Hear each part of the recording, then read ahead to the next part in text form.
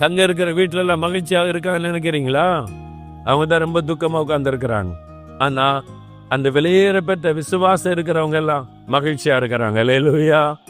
இயேசு என் கூட இருக்கிற, நான் ஏன் கவலைப்படணும்?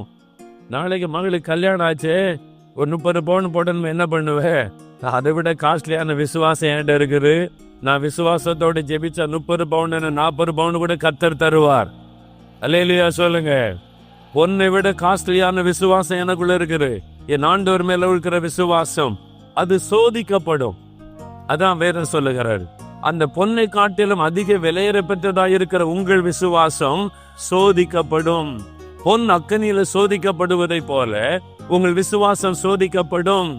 ஆதியாகமம் 22 அதிகாரத்துல கர்த்தர் ஆபிரகாமை சோதித்தார்.